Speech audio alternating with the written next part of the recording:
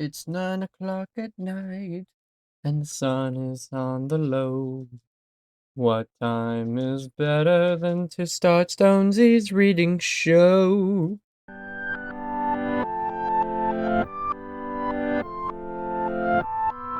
Hello everyone, my name's Stonesy Boy, and welcome back to Reading with Stonesy. Today we are reading chapters 21 to 23, pages 118 and to 135, or if you are not very good at math, 21 pages, 2 chapters.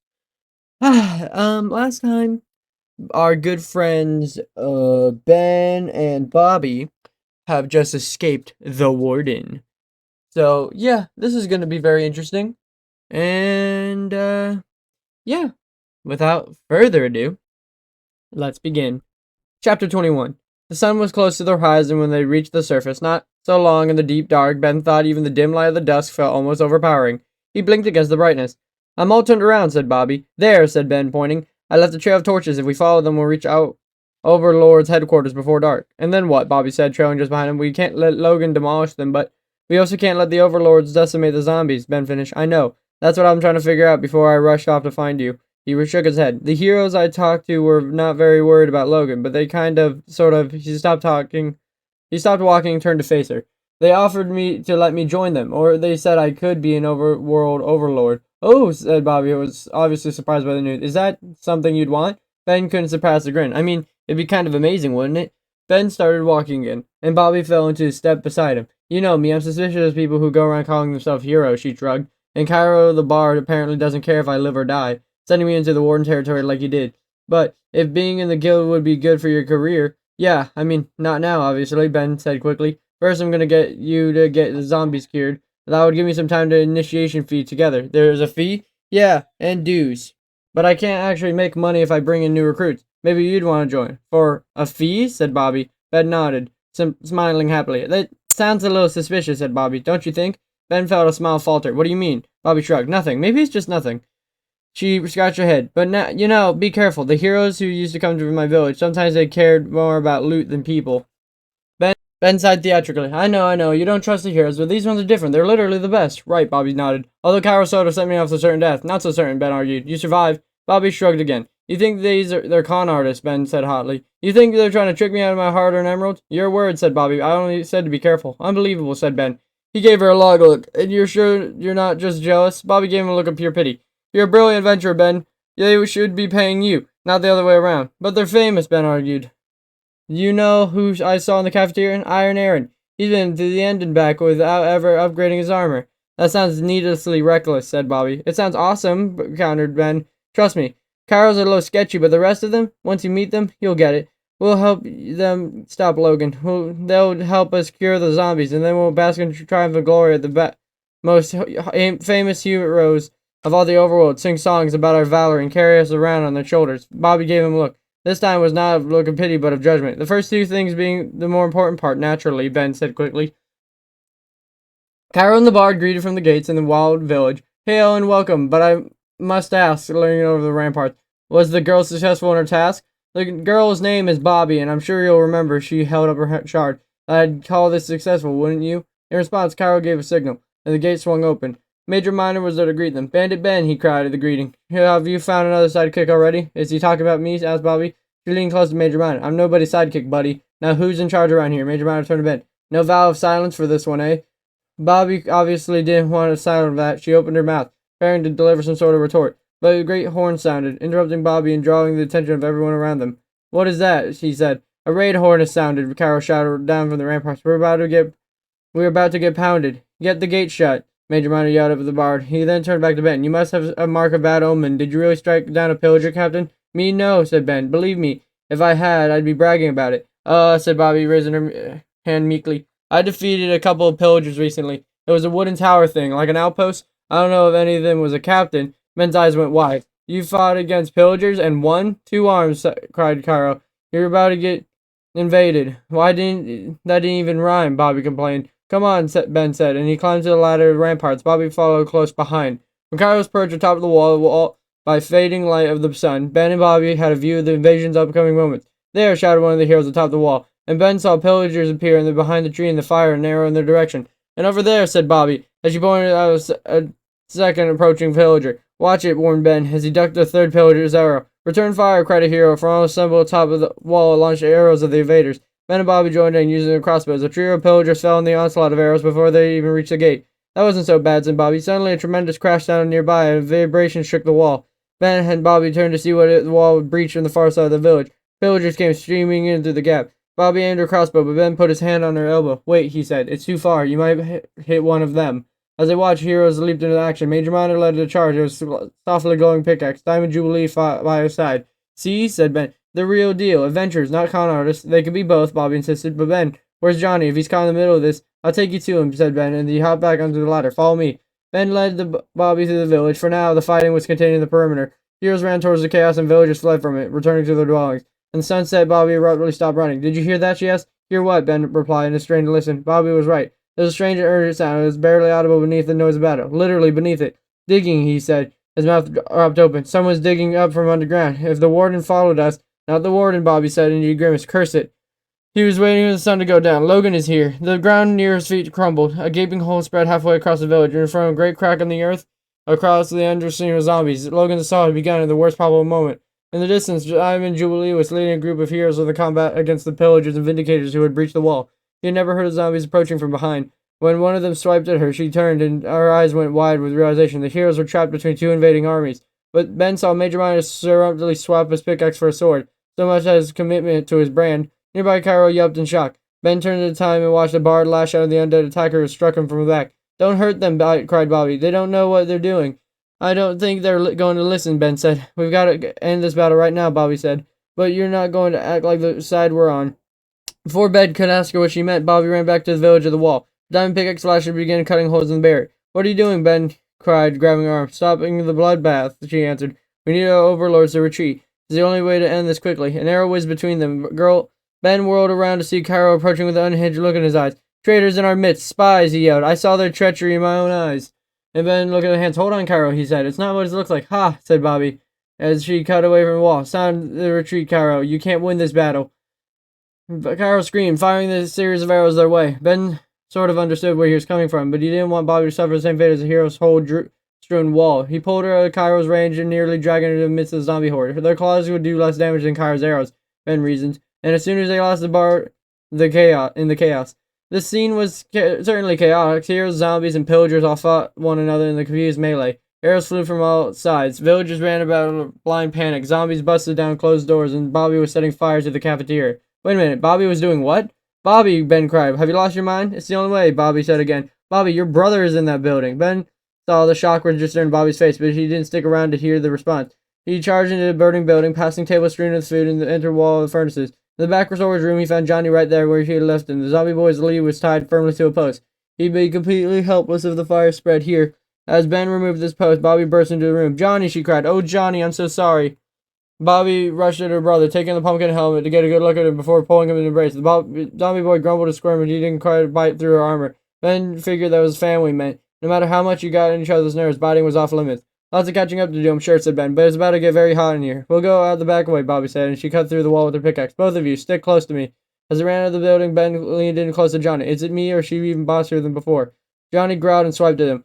Typical. Bobby almost cooks him, and he wants a hug, and what did Ben get? Thunk. Ben got an arrow in the shoulder. No, cried Bobby. He pulled out a shield and put himself between Ben and his attacker. It was Cairo, eyes burning with fury.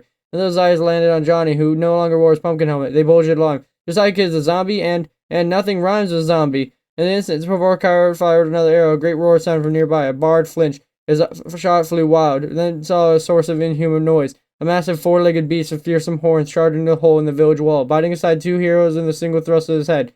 That's a ravager, Ben said, with his teeth clenched in pain. The building of the back was now a raging inferno. Bobby's right, Cairo. The battle's lost. You have to retreat, all of you. The building in the back was now a raging inferno. Bobby's right, Cairo. The battle's lost. You have to retreat, all of you. Cairo hesitated and nearly saw the truth of Ben had said. The hero's going to handle the raid or the siege, but not both at once. Bard went up in a flare. It soared into the sky and then exploded in a starburst of radiant light. Into the hills. We must retreat, he cried. Be quick about it now. Beat feet. Bobby evidently saw her chance to slip away. He hurried off while Cairo's back was turned, pulling Johnny and Ben behind her. Cairo called out as they went. I'll remember you three. Bards never forget. Your actions today are the ones you'll regret. Chapter 22. Bobby could tell right away that Ben was upset. As the burning broken village disappeared behind him, he was silent. Ben had so many things, but he was very rarely silent. What's wrong? Asked Bobby. When Ben ignored her and kept running, she grabbed his arm, forcing him to stop, to look at her. Tell me, he said. Ben frowned. Fine, I'll tell you what's wrong, he said, and his eyes went wide and said, as soon as I'm done hallucinating. Bobby saw a dim blue glow in the corner of her eye, and she knew it was she finally turned around. Layla, hi, she said when she accepted the latest apple. You missed quite a battle just now. The Elaine trailed and then flew off once more. Then Ben and Johnny both watched her go, transfixed. Okay, talk later, Bobby shouted at the mob. Then she handed the apple to Ben. You were injured back there. You should eat. Ben took the apple and he wore out of confusion. What just happened? He asked. That was Layla. He's in LA. I rescued her from a pillager outpost. Ben's eyebrow rose. A pillager outpost where you single-handedly defeated a pillager captain? Barbara shrugged. I guess. I mean, I defeated a couple of them. But they weren't wearing name tags. But probably because of the lucky shots and I was just trying to help Benjamin. I mean, other Ben. You were there with other Ben? Ben asked, his voice strained. No, other Ben was there with Phantom. Ben was confused. Phantom? What does that have to do with Duck? Cried Bobby. He pulled him to the ground. A large bat-like creature rocketed over crouched bodies. His glowing eyes were a streak of green as it passed them, and it beat its tattered wings, turning to the sky. Bobby knew it would circle around for another attack. Johnny leapt forward, snarling. Bobby had dropped his lead, and he came quickly to the defense, just as Phantoms had attacked them on the night they met Ben. As before, the Phantoms were drawn to the group because Bobby had done too long without sleep. Like zombies, Phantoms were undead mobs. They only came out at night, and Bobby knew they always hunted in packs. Even if Johnny managed to knock a few of them out of the air, they would soon be overwhelmed. Ben drew a crossbow. We need shelter, Bobby finished the thought. We quickly carved a hiding hollow in the side of the small cliff. It's safer than digging down, she explained. Johnny followed her into the hollow. Ben went last, plugging in the entrance of the dirt behind him. If you expected darkness, he was going to be surprised. Bobby only set out torches. He went to work expanding the space, cutting away more stone. Sorry about that, she said. I haven't slept in I don't know how long. Being underground really messes with your sense of time, you know. What does it do with your sense of morality? Ben asked. Bobby stopped digging. What's that supposed to mean? Those were people's homes back there, Bobby. You set them on fire. I set the cafeteria on fire, Bobby corrected. You tore down their wall. You let monsters in. You basically did to that village what Logan did to yours. Bobby felt her cheeks real hot. That isn't a fair comparison, she said. If I helped destroy that village, I did it to save people who lived there, and the zombie villagers or those so-called heroes would have to hurt without a second thought. She shook her head sadly. I didn't see any other solutions, and I didn't fear any ideas at all from you. Bobby could see her words that hurt Ben, and she immediately felt guilty. When Ben and Logan had been together, Logan had treated Ben like he was worthless. It wasn't true, but Bobby's words might have made Ben feel worthless all over again. Ben, I'm sorry. I didn't mean that, and you know there's nobody I'd rather have next to me in a fight. Johnny growled, and Bobby laughed. Okay, well, it's a tie then. Ben didn't join in when she left. Do you even need help in a fight? He asked sullenly. What does it mean? It was the Overlords before the attack, trying to convince them they needed to evacuate the village. But when I learned that they sent you in a dangerous situation, I rushed underground to save you. Ben shook his head. You didn't need saving. You were only a little apart for a little while, and in that time you raided outposts, befriended in LA, and became this hyper-competent fighter. Well, I've done nothing but babysit, and I didn't even need to do that very well. I bet that's not true, said Bobby. I know more than anybody that Johnny's a handful. I would have trusted him with anybody else. Not anybody else in the whole overworld, Ben. And look, Bobby patted her brother's matted hair. He's safe. He's healthy, or not. Whatever the equivalent is for undead. You kept him safe. You proved that I was right in faith of you. Ben's face showed at the very beginning of a small smile. I mean, I didn't save him from a pirate. I knew it, said Bobby. You were all sorts of adventures together. Oh, said Ben. Almost forgot about the rotting humanoid pig beast. We rarely escaped that one. Bobby laughed again. I know you're making that up to scare me. It wasn't working. Johnny growled. You know, Ben, Bobby said, serious now. I didn't know how to do any of this stuff before I met you. I would never survived out here without your lessons. Ben crossed his arm. Well, good. But I've been one more lesson for you. We're a team, and we need to see this through and together. No more leaving teammates behind. Tell that to Layla, said Bobby. She keeps disappearing when I need backup. I'm serious, Bobby, Ben said, and Johnny growled as he said it, adding a bit of gravitas. You're right, Bobby said. I'm sorry I left you, both of you. It wasn't right for me to make the choice for you. Ben turned toward Johnny. What do you think? He asked. Should we forgive her? Johnny nodded in his bone, evidently bored of all the talking. Ben shrugged. Okay, all is forgiven. And no more leaving teammates behind, said Bobby. They shook on it. And Ben felt a flare of pain where Cairo's arrow had struck him. Ouch, he said. Hey, you got any more of those apples? Bobby laughed. So many apples, she said. Chapter 23. So, what do you know about Pigstep Peggy? Bobby asked. Ben, Bobby, and Johnny were approaching the summit of the mountain. They felt an urgency to keep moving. They didn't want to waste the head of the start they had on Logan, but they also wanted to make their way carefully over the steep incline, stopping to place the dirt blocks wherever they found no place to put their feet. And Johnny, in his overlarge pumpkin helmet once more, was slightly unsteady on his feet. It was slow going, and the sun was out, with no hostile mobs in sight, but Bobby at his side. Ben felt more relaxed than he had in ages. This is what he loved more than anything, exploring a new area with his friends. Literally anything could be other than the side of the mountain. Hello, Ben, said Bobby. Pigstep Peggy? Oh, sorry, said Ben, and he reined in his wandering mind. I don't know much of anything, really, except that she's next on the list of Logan's targets. He shook his head. We must have done something to anger him, or embarrass him, said Bobby. The boy does not deal with rejection well. Who does? Ben said lightly. At least we wrote down the coordinates of the targets, so we know where to go. Ben placed a dirt block, testing in the foot before using his bridge. Anyway, I asked Cairo about Peggy. It was before he destroyed his home. He turned it around against us in a fury of cornered Enderman. Too soon to joke about, Bobby sing-songed. And Cairo said that she was in a big deal adventure from the back in the day. Way back in the day, all the overlords looked up to her, and adventuring days are long over. She keeps to herself. So Logan is leading an army of zombies to destroy Recollective's retired grandma type? Bobby scoffed. That's a new low, even for him. And we're about to reach new heights, said Ben. The summit is just ahead. Finally, said Bobby. Next time, we cut through the mountain. The diamond pickaxe is going to last forever, Ben warned. They were quiet in the crests of the peak. Ben expected to see a great expanse of greenery spread out below them. They expected to accept Peggy's home to be a little dot nestled among the fields of flowers. Well, that was not what they saw. It's a volcano, Ben whispered as he peered over the edge of the lava far below. It's a volcano with a building inside it. That can't be what we're looking for, said Bobby. Ben, check the map. The coordinates are right. That's where Logan expects to find Pigstep Peggy. But I was expecting a cozy grandma cottage, said Bobby. Not a haunted death fortress suspended above a roiling pit of lava. It's a little intimidating, isn't it? Ben said lightly. Although the sun was up above, pouring sunlight directly into the volcano, the structure was so dark that it almost seemed to swallow the light. It's not too late to turn back, Bobby sighed. It is kind of too late, though. Come on. She grabbed a hand, pulling him over the rim of the volcano purposely as she pulled Johnny on his lead. We're gonna save the sweet old lady if the last thing we do. Ben groaned. The last thing they did. Be wish Bobby wouldn't have fate like that. The squat black fortress grew more frightening the closer they got to it. It crouched to the volcano like a great spider in the tiny stone walkway suspended above the lava like webbing.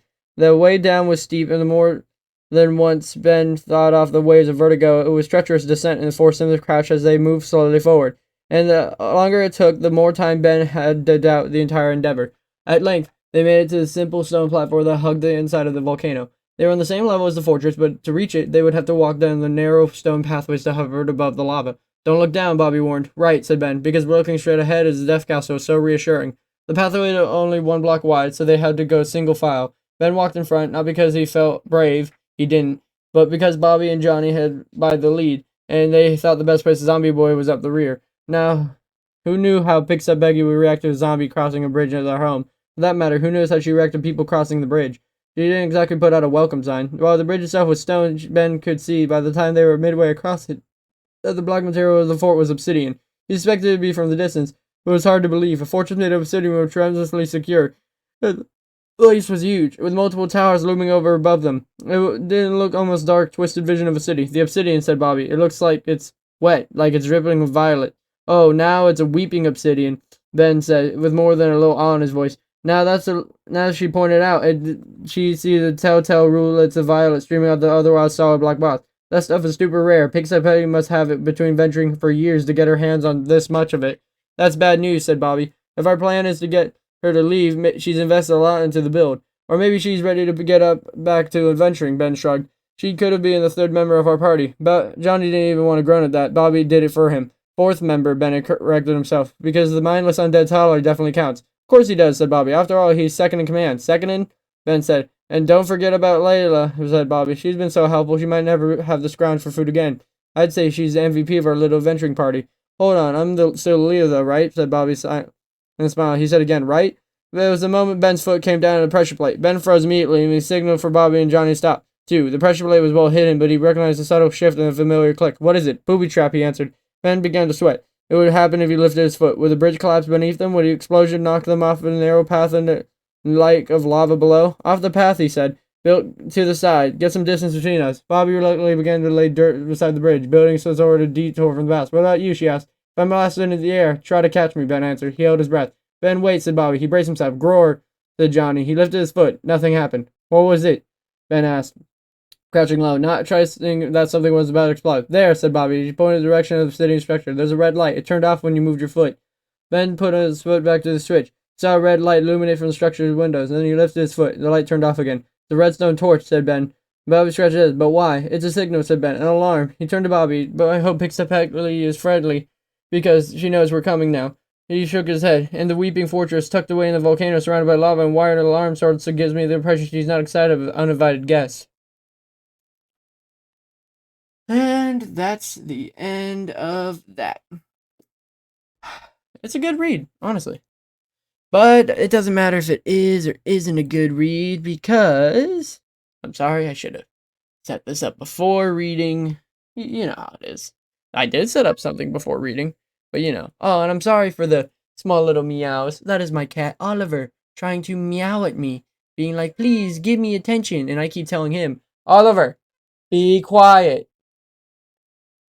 I'm doing a video right now, dude. So I apologize profusely for that. It's just how he is.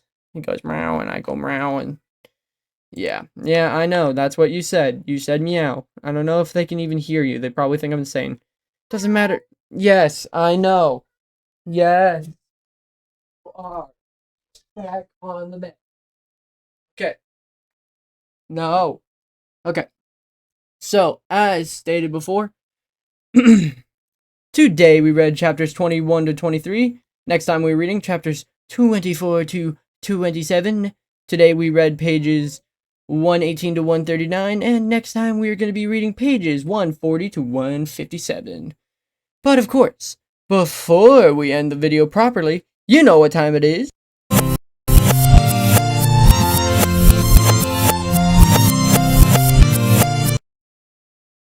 Oh, I love that intro, but today, it's for Stonseys Learning Corner, or Learning Corner of the Day.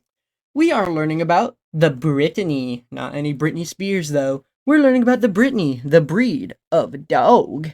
I love dogs. I have a basset hound at my feet, and one day we will be getting to basset hounds.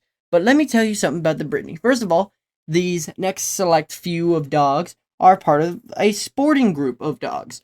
Now, there's many books on dog breeds, but I am reading specifically the Encyclopedia of Dog Breeds, 2nd edition by D. Caroline Coley, Ph.D., profiles of more than 150 breeds, and this happens to be the first breed. Look at that cute little dog.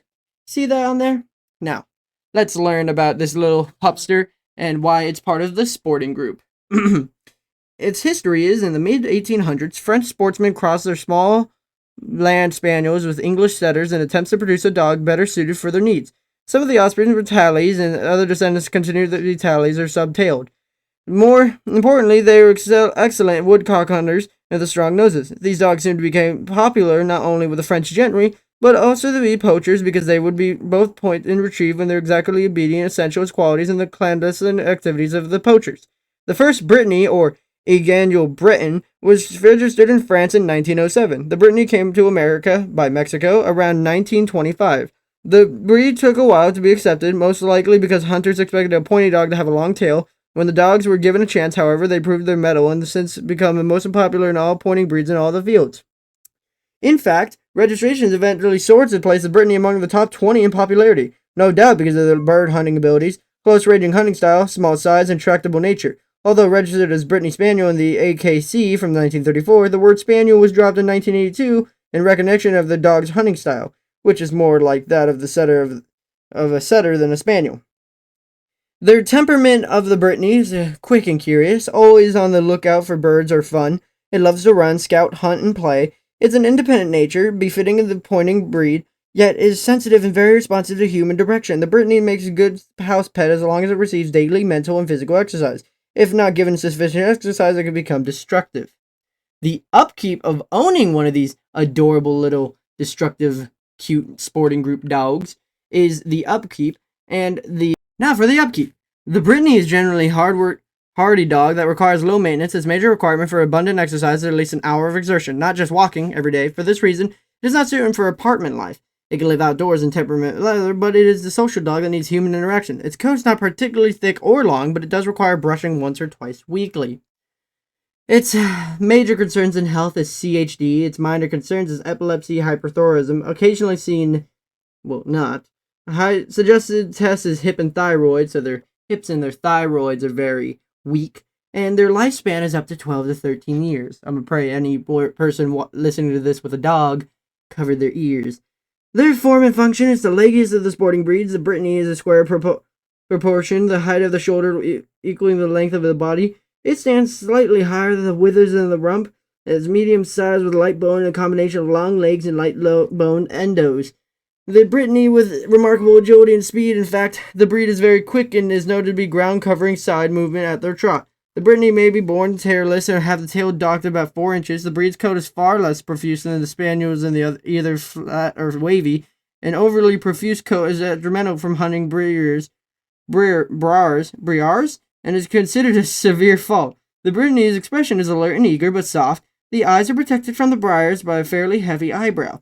The Brittany is an extremely athletic, eager dog that would be ready to able to run in the field for extended periods. And that is about everything you need to know about them.